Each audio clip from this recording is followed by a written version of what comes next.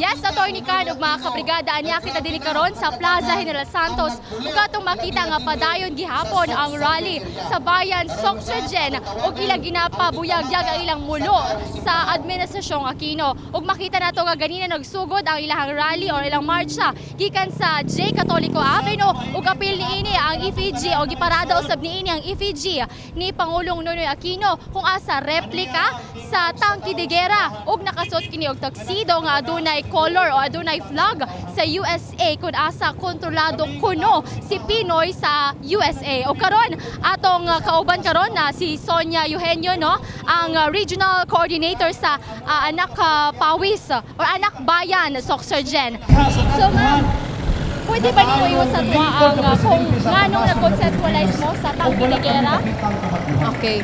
Ang i-conceptualize namo nga usa ka effigy ni Noynoy Aquino sa iyang ulahi o ginalasang State of the Nation's Address. Nagsakay siya sa usa ka kanyon sa tangke de gera kay tungod usa siya ka pasistang pangulo.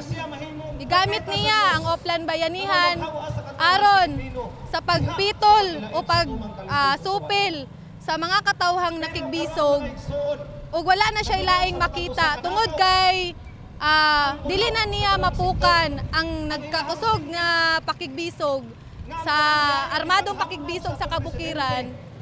Ang tanang lider aktivista na ang iyahang gibalikan pamaagi sa pagpuyo sa iyahang militar sa mga Armed Forces of the Philippines dito sa kabukiran ug walay laing gibuhat kundili ang pangpanghasi sa mga kabatanunan, sa mga katigulangan sa usa ka komunidad. Ug gani nasirado ang usa ka eskwelahan sa diri sa ato ang rehiyon tungod kay gipuy-an kini sa usa ka batalyon sa Armed Forces of the Philippines. Ang mga materialis niini usa ka mga newspapers, mga dyaryo, glue, paste, gawgaw, mga kawayan, sa gagmayng ligid kay para maguyod siya diri sa kadalanan.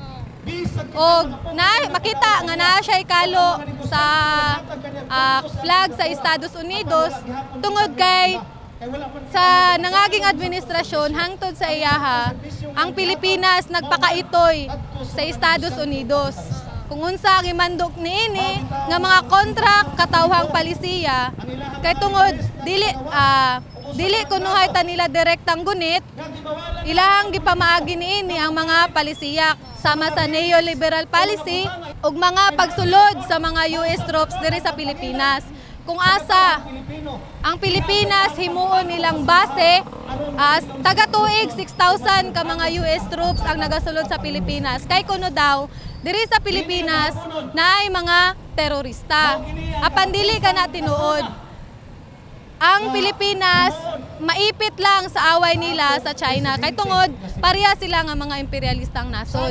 Ang mga plastic nga bala, ang mga bala o kung tanawon nimo siya, bala siya nga gigunita ni Noynoy tungod daghan nga mga human rights violation, pagpatay sa katawhang Pilipino nga nakigbisog ilabi na sa kabukiran.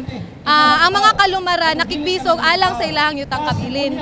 Apan gitapatan na siya og bala. Gani sila dato anting free eye. Gibuhat niya ang bala ang iyahang katapad sa pakigbisog sa katawhan ilabi na dito sa kabukiran. Kay tungod para lang mapasulod ang mga dagkong korporasyon, ang mga dagkong korporasyon sa minahan diri sa ato ang nasod, ilabi na diri sa ato ang rehiyon.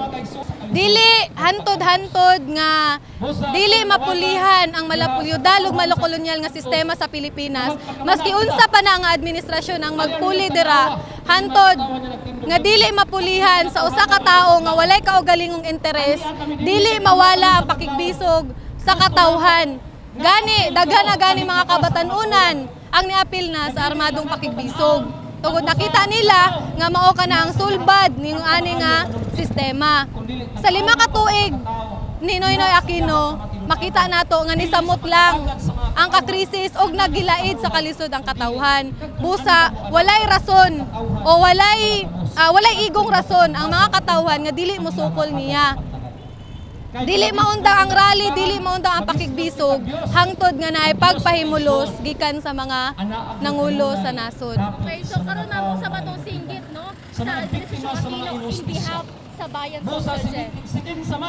Kami gikan sa sektor sa Kabatanunan ug uban pang mga sektor nga naa diri karon. Amo adjong isinggit nga tama na, sobra na ang pagpaglisod-lisod sa katawhan. Rehimeng US Aquino layas na. Maski ulahing termino na niya, nanawagan ng gihapon kami nga layas, at least man lang mapulihan ug usa ka alternatibong wala sa Liberal Party ug wala sa alternatibong mamuno usa ka organisasyon sa katawhan nga mutan-aw sa mayorya sa interes sa katawhan ug dili sa pipila lang. Og mga kabrigada, ato makita nung militarization gayod ang ilang konsepto karon sa last nga zona ni Pinoy, ug ato makita nga murag 12 feet ang katas-on sa effigy nga sakay sa tangke de gera kay kuno si Pangulong Ninoy Aquino ang nangulo sa kaning martial law dinhi sa ato ang nasud kun asa ginakontrol kuno siya sa USA. Og kana mga kabrigada mo kana ato ang ang uban diri kanila sa Plaza General Santos. Og daghang salamat mo kana ang sitwasyon diri karon. Og mga kabrigada, back to studio.